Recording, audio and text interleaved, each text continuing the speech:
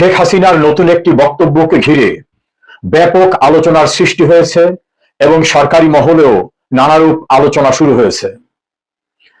Social মিডিয়ায় viral হওয়া সেই বক্তব্যে দেখা যায় শেখ হাসিনা বলেছেন, মুক্তিযুদ্ধের পক্ষের সকল শক্তি, প্রগতিশীল শক্তি, মানবিক গুণাবলীতে যারা বিশ্বাস করেন তারা সবাই ঐক্যবদ্ধ হন। অতীতে তিনি বিভিন্ন সময় আওয়ামী লীগ এবং আওয়ামী লীগের সহযোগী সংগঠনের সকলের ঐক্যের কথা বলেছেন, তাদের প্রতি আহ্বান জানিয়েছেন। এবারে আহ্বানটা মুক্তিযুদ্ধের পক্ষের সকল শক্তি, প্রগতিশীল চিন্তা চেতনায় বিশ্বাসী, মানবিক গুণাবলীতে বিশ্বাসী তাদেরকে ঐক্যবদ্ধ হওয়ার আহ্বান জানিয়েছেন। একাধিক রাজনৈতিক বিশ্লেষক এবং সিনিয়র সাংবাদিকদের ধারণা, এটি 1971 সনে বঙ্গবন্ধু 7 মার্চে যখন একটা প্রারম্ভিক বক্তব্য দিয়েছিলেন ঐতিহাসিক ভাষণে, যেখানে তিনি গোটা জাতিকে প্রস্তুত হওয়ার জন্য বলেছিলেন, এটা কিছুটা সেরকমই মনে হচ্ছে। বঙ্গবন্ধু তখন সেই ভাষণটি দিয়েছিলেন যখন আর কোনো উপায়ন্ত ছিল না, তখন তিনি গোটা জাতিকে প্রস্তুতি নেওয়ার জন্য বলেছিলেন। শেখ হাসিনাও এই ক্ষেত্রে হয়তো সেভাবেই মুক্তিযুদ্ধের পক্ষের প্রগতিশীল চিন্তা চেতনার, মানবিক চিন্তা চেতনার সকলকে ঐক্যবদ্ধ হওয়ার আহ্বান জানিয়ে মূলত দলের বাইরেও মুক্তিযুদ্ধের সকলকে একত্রিত হওয়ার জন্য একটি মেসেজ দিয়েছেন। বাংলাদেশ আওয়ামী লীগের বাইরেও অনেকে মুক্তিযুদ্ধের চিন্তা চেতনাকে সরাসরি ধারণ করেন এমন রাজনৈতিক দল, nap, communist party, workers party, সাম্যবাদী দল, জাতীয় পার্টি, জাসদ, বাসদ, সাম্যবাদী দল, নজরুল বাসার, মাঝধরের বিভিন্ন রকম সংগঠন রয়েছে।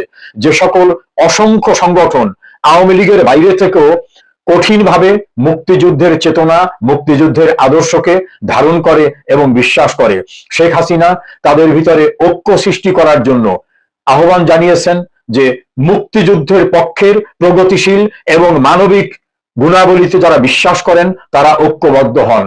আমার মনে হয় এই আহ্বানটি নতুন কোনো ইঙ্গিত বহন করছে, নতুন কোন প্রস্তুতির দিকে যেতে হচ্ছে হয়তো মুক্তিযুদ্ধের পক্ষের সকল শক্তিকে।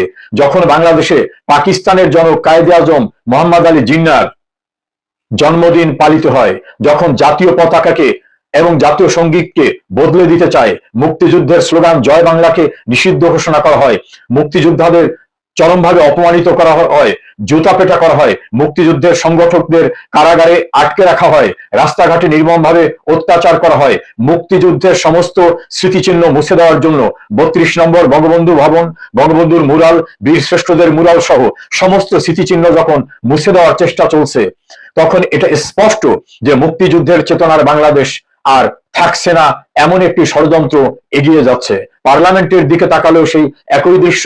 ক্ষমতায় যারা আসীন হয়েছেন প্রত্যক্ষ পরোক্ষভাবে তাদের ভিতরেও ঘাপটি মেরে এবং সরাসরি উপস্থিতি মুক্তিযুদ্ধের চেতনার পরিপন্থী মানুষদের।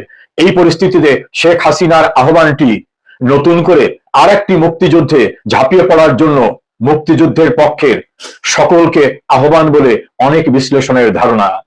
অনেক বিশ্লেষকের ধারণা এই আহ্বানটা 1971 সনের 7 মার্চের আহ্বানের মতোই জাতিকে প্রস্তুতি নেওয়ার।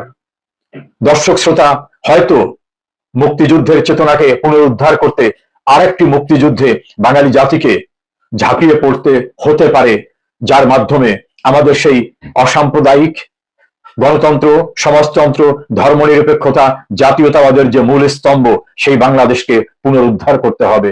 সে সময় বোধহয় হাত ছানিয়ে দিয়ে রাখছে। শেখ হাসিনার আহ্বানে তেমনই ইঙ্গিত বহন করছে। গুরুত্বপূর্ণ বিভিন্ন সংস্থা, রাজনৈতিক প্রতিপক্ষ পক্ষ সকলের আলোচনা। শেখ হাসিনার নতুন বক্তব্য ভাইরাল, নতুন আহ্বান।